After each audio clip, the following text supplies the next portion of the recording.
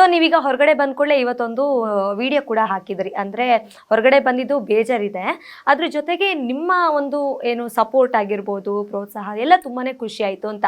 So ನೀವು video ಹಾಕಿದ್ದಕ್ಕೆ ಒಂದಷ್ಟು ಕಮೆಂಟ್ಸ್ಗಳು ಬಂದಿದೆ, ಅದರಲ್ಲಿ ಒಂದಷ್ಟು ಅಟ್ರಾಕ್ಟಿವ್ ಆಗಿರುವಂಥ ಕಮೆಂಟ್ಸ್ಗಳನ್ನ ನಾನು ತೊಗೊಂಡು ಬಂದಿದ್ದೀನಿ.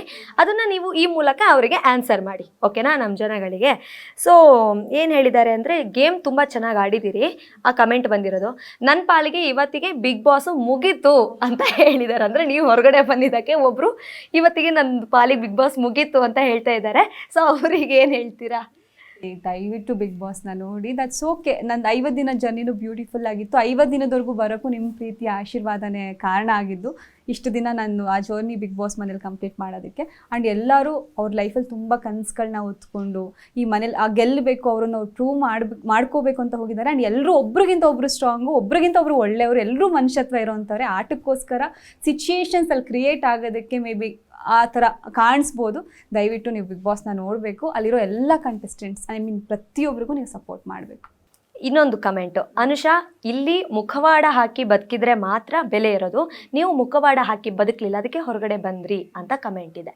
ಸೊ ಅದಕ್ಕೆ 1000 ಲೈಕ್ಸ್ಗಳು ಬಂದಿದೆ, ಎಸ್ ಹೌದು ಅಂತ. ಸೊ ಅದಕ್ಕೆ ಏನು ಹೇಳ್ತೀರಾ? ಅಂದರೆ ಮುಖವಾಡ ಹಾಕಿ ನಾಟಕ ಮಾಡ್ಕೊಂಡಿದ್ರೆ ಮಾತ್ರ ಮೂವ್ ಆಗೋಕ್ಕಾಗುತ್ತಾ ಅಂತ. ನಮ್ಮ ಮಮ್ಮಿ ನನಗೊಂದು ಮಾತು ಹೇಳಿ ಕಳಿಸ್ತಾರೆ, ನೀನು ಒಂದೇ ವಾರ ಇರಲಿ, ನೀನೇನು ಹಾಗೆ ಇರು, ಯಾವುದಕ್ಕೋಸ್ಕರನೂ ಚೇಂಜ್ ಆಗಬೇಡ, ಯಾವುದಕ್ಕೂ ಮುಖವಾಡ ಹಾಕಬೇಡ, ಆ್ಯಂಡ್ ಫೇಕಾಗಿರೋಕ್ಕೆ ಟ್ರೈಯೇ ಮಾಡಬೇಡ. ಫೇಕಾಗಿ ಇರಲೇಬೇಡ ಅಂತ ಹೇಳ್ಕೊಳ್ಳಿ. ಒಂದು ವಾರ ಇದ್ರೂ ನನ್ನ ಮಗಳು ಅವಳು ರಿಯಲ್ ಅನುಷಾಗೆ ಹೊರಗೆ ಬರಬೇಕು ಅಂತಲೇ ನನಗೆ ಹೇಳಿ ಕಳಿಸಿದ್ರು. ಆಮೇಲೆ ಹೊರಗೆ ಬರ್ಬೇಕಾದ್ರೆ ನೀನು ಯಾವತ್ತೇ ನೀನು ಗೆಲ್ತೀಯೋ, ಟಾಪ್ 5 ಬರ್ತೀಯೋ ಅಥವಾ ಒಂದೇ ವಾರಕ್ಕೆ ಬರ್ತೀಯೋ, ನೀನು ಆಚೆ ಬರೋದಿನ ಕಾನ್ಫಿಡೆಂಟಾಗಿ ಬಾ ಅಂತ ಹೇಳಿದ್ರು. ಬಟ್ ಎಲ್ಲೋ ಒಂದು ಕಡೆ ಎಮೋಷ್ನಲ್ ಆದೆ, ಅದೊಂದು ಉಳಿಸ್ಕೊಳ್ಳೋಕ್ಕಾಗಲಿಲ್ಲ. ಬಟ್ ಫೇಕಾಗಂತೂ ನಾನು ಇರಲಿಲ್ಲ ಅನಿಸುತ್ತೆ. ರಿಯಲ್ ಅನುಷಾ ನನ್ನ ಲೈಫಲ್ಲಿ ನಾನು ಏನಿದ್ದೀನಿ, ನನ್ನ ಫ್ರೆಂಡ್ಸ್ಗೆ, ನನ್ನ ಫ್ಯಾಮಿಲಿಗೆ ಬಹುಶಃ ಗೊತ್ತಿತ್ತು ಅನುಷಾ ಅಂದರೆ ಏನು ಅಂತ. ಅವಳಲ್ಲಿ ಹೋಗಿ ಸರ್ವೈವ್ ಆಗ್ತಾಳ, ಈ ಥರ ಒಂದು ಅಂದರೆ ಸಾಫ್ಟ್ ನೇಚರ್ ಇರೋ ಹುಡುಗಿ ಬಿಗ್ ಬಾಸ್ ಮೇಲೆ ಸರ್ವೈವ್ ಆಗ್ತಾಳೆ ಅಂತ ನನ್ನ ಫ್ರೆಂಡ್ಸ್ ಎಲ್ರಿಗೂ ಕ್ವಶನ್ ಮಾರ್ಕ್ ಇತ್ತು. ಬಟ್ ಅವ್ರಿಗೂ 50 ದಿನನೂ ಇರೋಕ್ಕೆ ಸಾಧ್ಯ ಈ ಒಂದು ನೇಚರ್ ಇಟ್ಕೊಂಡು ಅನ್ನೋದನ್ನು ಪ್ರೂವ್ ಮಾಡಿದ್ದೀನಿ. ಆ್ಯಂಡ್ ಯಾರ ಮನಸ್ಸಿಗೂ ನಾನು ನಾವು ಮಾಡಿಲ್ಲ ಅಂತ ನಾನು ಅನ್ಕೊತೀನಿ.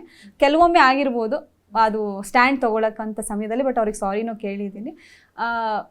ಸೊ ಫೇಕಾಗಿ ಇರೋಕ್ಕೆ ನನಗೆ ಬರಲ್ಲ, ಮುಖವಾಡ ಹಾಕೋಕ್ಕೆ ನನಗೆ ಬರಲ್ಲ. ನಾನಿರೋದು ಹೀಗೆ, ಮುಂದೆನೂ ಹಾಗೆ. ನಾನು ಆ ಮನೇಲಿ ಇರಲಿ, ಆಚೆ ಇರಲಿ, ನನ್ನ ಎಲಿಮಿನೇಟ್ ಮಾಡಿದ್ರು ಪರವಾಗಿರಲಿಲ್ಲ, ಸೇವ್ ಮಾಡ್ಕೊಂಡಿದ್ರು ನಾನು ಹಂಗೆ ಇರ್ತಿದ್ದೆ.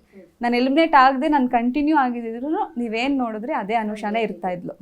ಓಕೆ, ಈಗ ಇನ್ನೊಂದು ಕಮೆಂಟು ತುಂಬಾನೇ ವೈರಲ್ ಆಗಿರೋದು, ಹಾಗೆ ಎಲ್ಲರಿಗೂ ಇಷ್ಟವಾದಂತಹ ಕಮೆಂಟ್ ಅಂತ ಹೇಳ್ಬೋದು. ಧರ್ಮ ಮತ್ತೆ ಅನುಷಾ ಬೇಗ ಮದ್ವೆ ಆಗಿ ಅಂತ ಆ ಕಮೆಂಟ್ ಹೇಳಿದ್ದಾರೆ. ಸೊ ಇದಕ್ಕೆ ನೀವು ಆನ್ಸರ್ ಕೊಡ್ಲೇಬೇಕು, ಏನು ಅಂತ. ಧರ್ಮ ಅವ್ರ ಜೊತೆ ಒಂದು ಪ್ಯೂರ್ ಫ್ರೆಂಡ್ಶಿಪ್ ಅಂತ ಹೇಳ್ಬೋದು.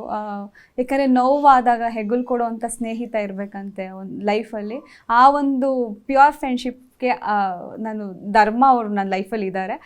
ಬಿಗ್ ಬಾಸ್ ಮನೇಲೂ ಅದೇ ರೀತಿ ಸಪೋರ್ಟ್ ಮಾಡಿದ್ದೆ. That's a pure friendship. ಆ ಫ್ರೆಂಡ್ಶಿಪ್ಗೆ ನನಗೆ ಯಾವಾಗಲೂ ಧರ್ಮಂಗೆ ನಾನು ಥ್ಯಾಂಕ್ಸ್ ಹೇಳೋಕ್ಕೆ ಇಷ್ಟಪಡ್ತೀನಿ. ತುಂಬ ಒಳ್ಳೆ ವ್ಯಕ್ತಿತ್ವ ಇರೋವಂಥ ವ್ಯಕ್ತಿ ನಾನು ನೋಡಿದ್ದು ಬಿಗ್ ಬಾಸ್ ಮನೇಲಿರ್ಬೋದು ಆ್ಯಂಡ್ ಹೊರಗಡೆ ನನ್ನ ಇಂಡಸ್ಟ್ರಿ ಕೆರಿಯರ್ನಲ್ಲಿ ನಾನು ವರ್ಕ್ ಮಾಡಿರೋಂಥ ಪ್ರಾಜೆಕ್ಟ್ಸ್ಗಳಲ್ಲಿ ಸಿಕ್ಕಂಥ ಒಂದು ವ್ಯಕ್ತಿ ಧರ್ಮ. ಸೊ ಒಂದು ಒಳ್ಳೆ ಫ್ರೆಂಡ್ಶಿಪ್ ಇದೆ ನಮಗಿದ್ರು. ಅವರು ಅಷ್ಟೇ ರೆಸ್ಪೆಕ್ಟ್ ಮಾಡ್ತಾರೆ, ಅಷ್ಟೇ ರೆಸ್ಪೆಕ್ಟ್ ನಾನು ಅವ್ರಿಗೆ ಮಾಡ್ತೀನಿ. ಎಸ್, ಒಂದು ಒಳ್ಳೆ ಗುಡ್ ಫ್ರೆಂಡ್ಶಿಪ್ ಇದೆಯಂತೆ.